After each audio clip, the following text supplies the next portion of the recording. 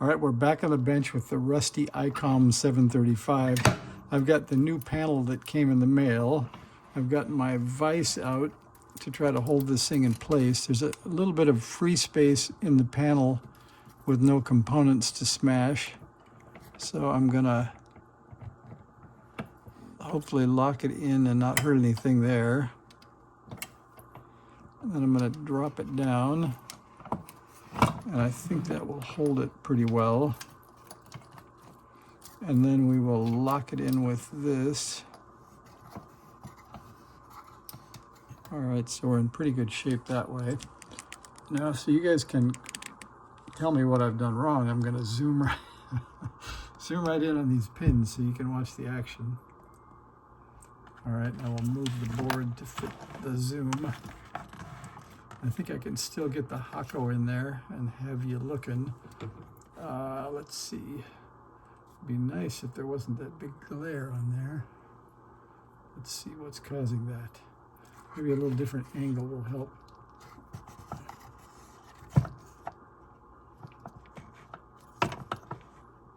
That's a lot better. All right, so now you've got no glare on your zooming. And we'll get that in a bit more. All right, I'll move that out. All right, I think we're ready to go Hakkoing here.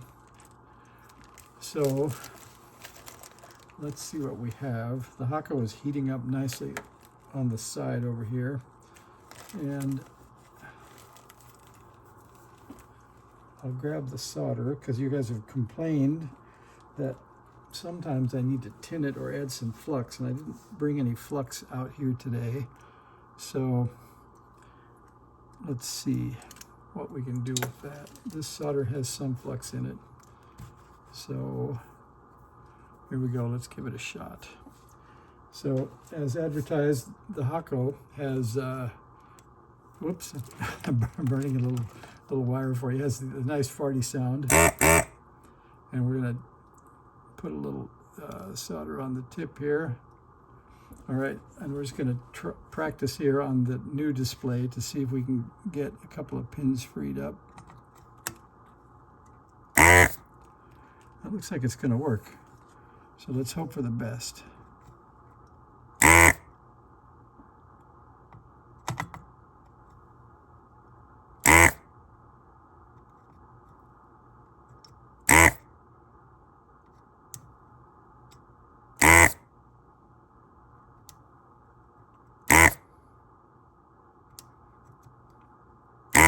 By the way, I tried to find some CW to listen to, but the band is pretty zero here. There's a bunch of noise. And we've got the Ten-Tech Argonaut 2 up there.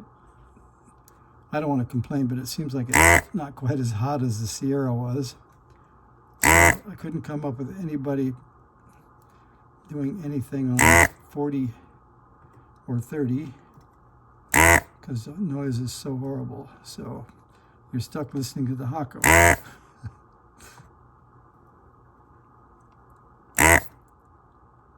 Does anybody think this thing's going to just drop right out of here when we're done?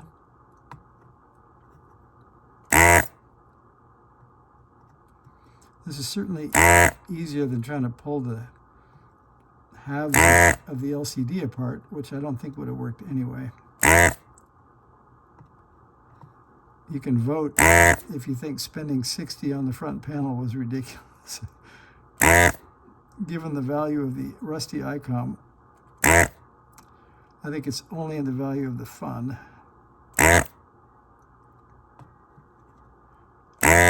wonder if my Hakko is going to fill up before I finish here. I've never tried to empty it before.